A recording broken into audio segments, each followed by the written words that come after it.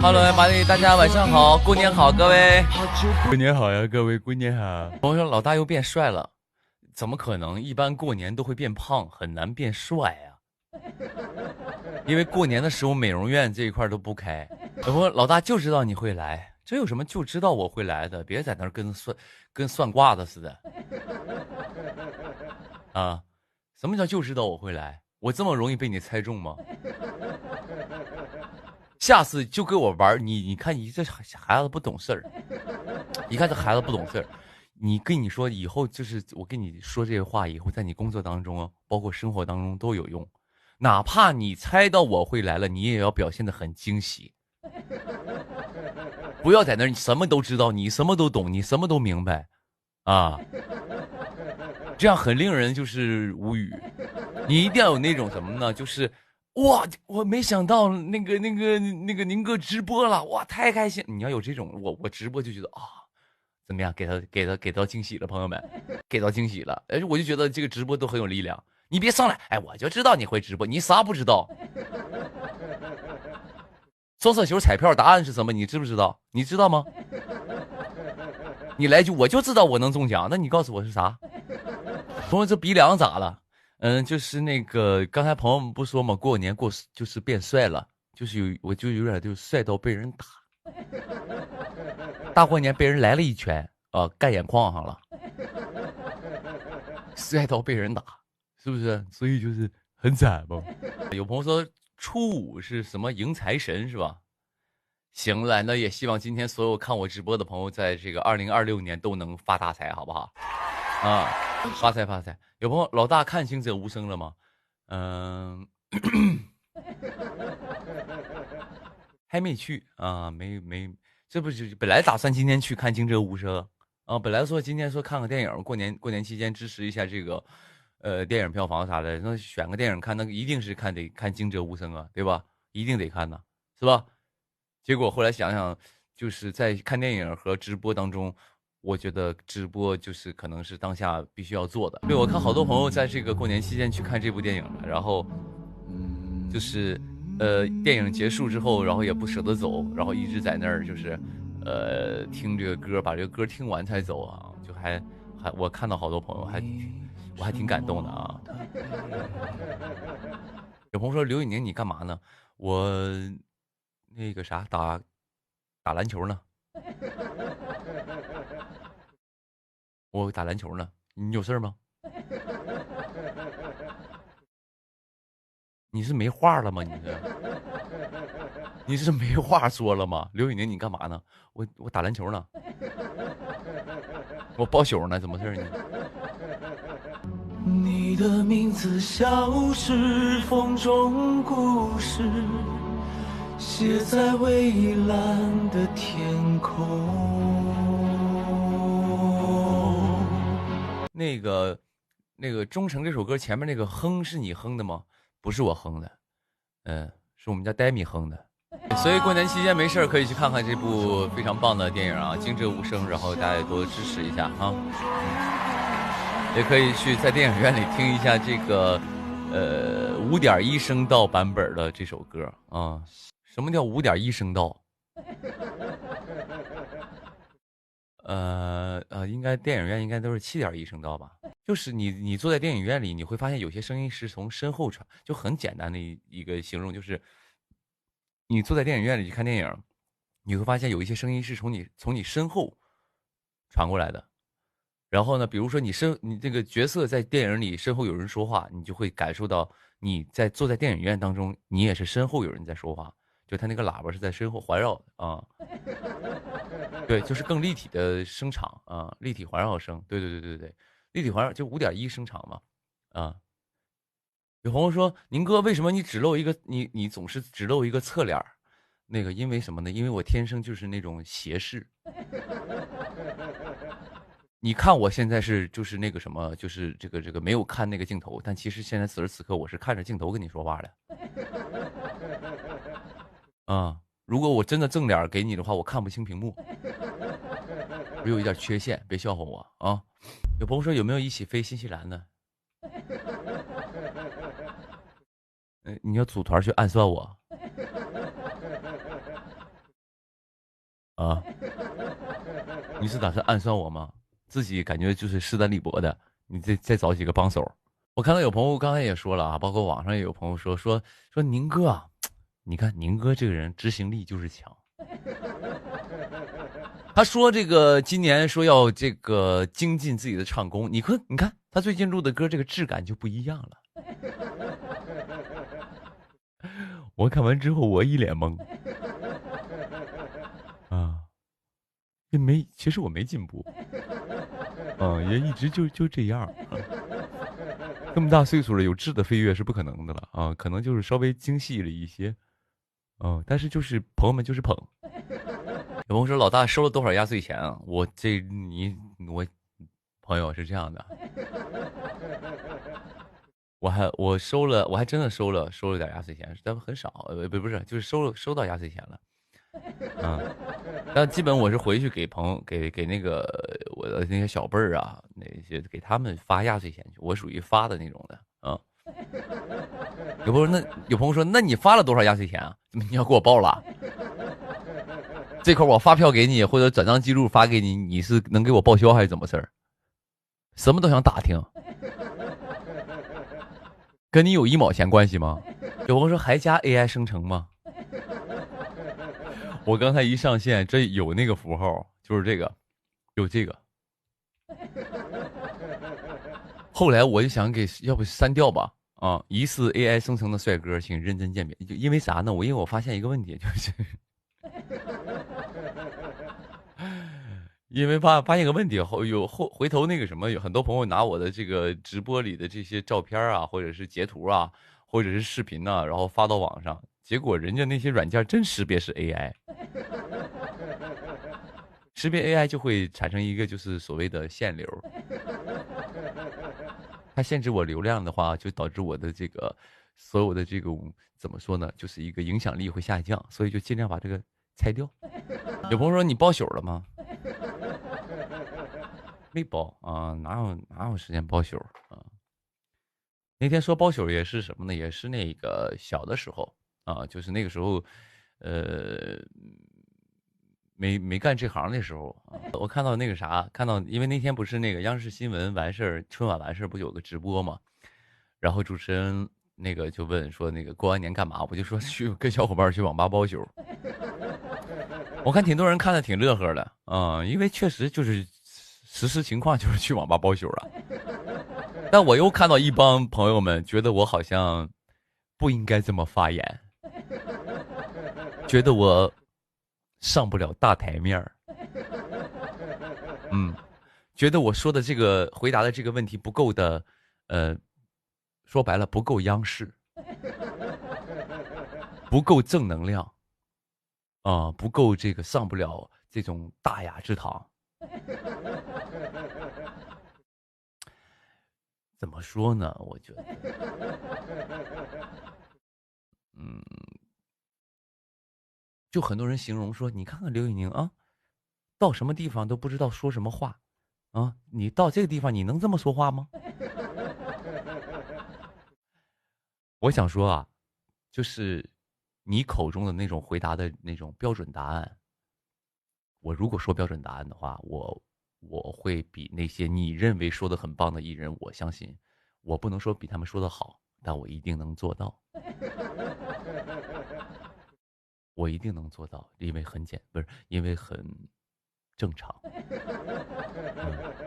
比如主持人老师说：“哎，那个春节的时候，雨宁你们都干嘛呀？大年30晚上当然是跟家人有人一起包饺子，然后在这个过年的那一天呢，跟大家一块儿，就是跟家人一块包饺子，有一个团圆的一个东西。而且过年的时候，我为什么包饺子呢？其实我之前也不知道，但我长大以后知道了，因为饺子为什么我们东北喜欢吃饺子？因为饺子那个形状特别像元宝。”包完之后像一个元宝，就寓意说新年能够有更多的财富发财也好，有一个好的寓意。比如像里边的馅儿，比如说一般我们东北是什么呢？吃那种韭菜鸡蛋的。为什么用韭菜呢？就是韭菜有一个韭财的一个寓意就是那种每年其实我不太爱吃韭菜馅儿的，但是每年为了过年的一个顺心，所以我们家每年都包韭菜馅儿。但是那个记忆在我童年非常的深刻，对，也蛮有意思的，很有年味儿。怎么样？我不仅是标准答案，而且能延伸说很多，我可以说的很生动。但我不想说包饺子，我想说包宿。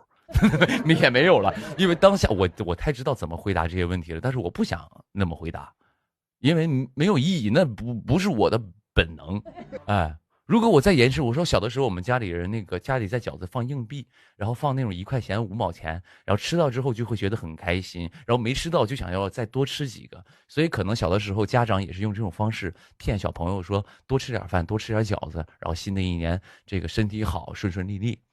我回答这样的问题，就是如果按正常的回答会说的很好的，没问题的，都小事儿。但是如果都一样的话，我跟那些艺人都就是我不，sorry，对不起，我如果按照这种所谓的标准答案去回答，真的没有任何的，那就不是我了。有可能我的一些，比如说采访什么的，是我，刻意那么说的。为什么呢？就是，嗯，我跟各位分享啊，就是以后你在工作环境当中，或者学习环境当中，或者未来的发展当中，你要记住一句话：你做不到那个十全十美，但你一定得做那个独一无二，你才有机会出人头地。任何地方都一样。如果你做的所有的事儿都跟别人一样的话，或者所有的东西、想法都跟别人一样的话，你很难出头。所以你一定要做那个你身边所有人工作当中也好，学习当中那个独一无二。你要有你身上跟别人不一样的特质和想法和做法，你才有可能跳出来。是这样的，所以也希望各位就是分享给各位啊，就是这是我的一个生存之道啊，我一定得做那个独一无二啊，算就是尽量做独一无二。许我在少年，白云苍狗身西间，光阴如水，人如帆。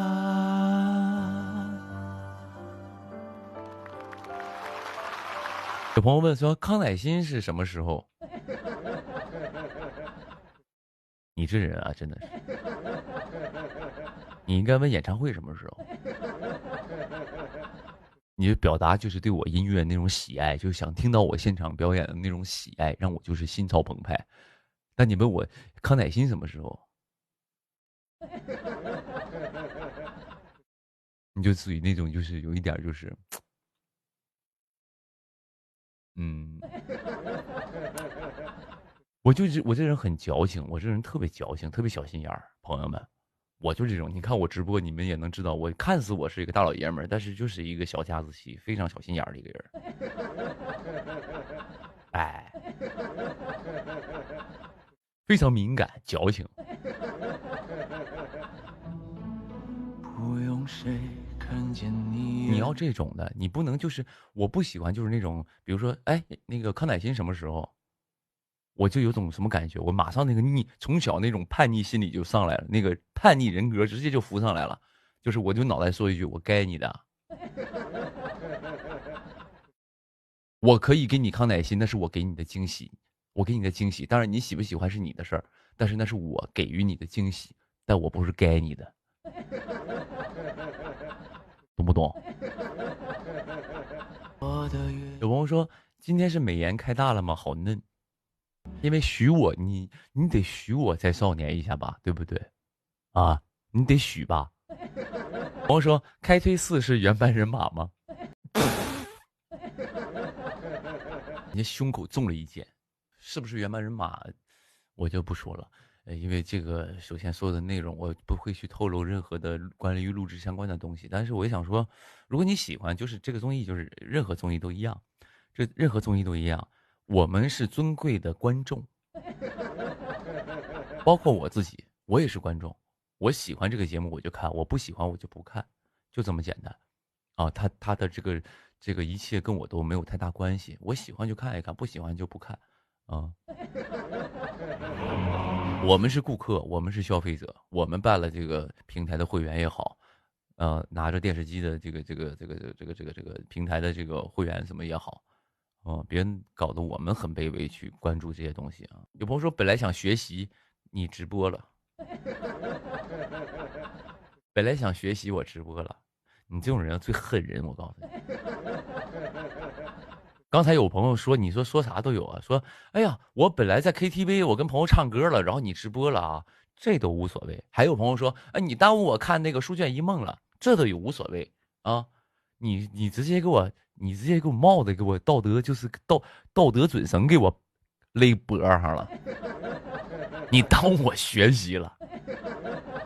可能你真的是你，如果真把这事儿当真了，以后你考不上清华，你就说来2026年2月11日刘宇宁直播，耽误我学习了，我没考上清华，没上北大。你说一年365天，我给你365个祝福，你不是一年365天你都不学习，你都去上网吧包宿，你都在那儿就是上网刷视频啊，然后回头大年初4，你跟我说你要学习啊，你跟我说你要学习，你在大年初4你突然变成好学生了。初5今天啊。哦，不好意思，不好意思，朋友们，现在是录播。你看的这个直播是录播，因为我是在初4的时候录的，然后我初5一播，然后所以刚才这个录播的时候，那个当时是一定是初4嘛，昨天录的啊，今天初5，不好意思。音乐原计划什么时候录？太早了吧你啊，刚播完就录啊？基本上综艺是这样的，音乐人去年什么时候录，今年就基本什么时候录。我说老大不想上班，谁想上班？这咱们直播间有一个人就是想上班的吗？有一个人就是不行了，我休息休够了，我想上班，我想投入工作当中，有吗？也不能说没有啊，肯定有那种特别上进那种的，都不想上班，不想上学，但没办法，还是得上班啊，对吧？有朋友一直问鼻子咋了，没咋，阴影，这是视频的阴影，这样抬头不就没有了吗？这不没了吗？还有啥？一低头这样就有个这个帽子一挡那个阴影，它就显得那地方清好好的。我抬起来就没有了，啊，它是光的时候，我戴帽子就会这样，因为这个鼻梁太高了，山根这一块就是比较的高。然后高的话，侧面打来光之后，直接这个地方就有那种很深的那种阴影，五官太立体了。不好意思啊，让你担心了啊，就是3根。我估计有一些朋友们可能没有，就是看我直播看的少，或者是今天第一次看我直播的朋友，就是他会觉得刘宇宁这人怎么这么的，就是那种自恋。刘宇宁这人怎么？第一就有点刚刚有朋友说直冒傻气，对，有点就是人那么傻乎乎的，看平时好像挺精的，但是在他直播间里怎么这么自恋啊？我想问一下，有多少朋友是今天第一次看我直播的？你在公屏打一个1，就是你是 first look me 直播，啊、还真挺多的，第一次看我直播的是吧？啊、第一次看我直播 ，OK。那第一次看我直播，朋友们，此时此刻，如果你还没关注我微博的朋友，可以关注一下我的新浪微博，好不好？啊，有朋友说我不是第一次，我是第6年看了，看了我6年了，还没看够呢，差不多了吧？我觉得有的时候可能因为2025年我发展确实挺好的，咱家来了很多新的朋友，对吧？你们也知道，来了很多新的粉丝也好，新的歌迷影迷也好，咱不叫粉丝，就叫歌迷影迷，显得咱们家就是那种很有格调，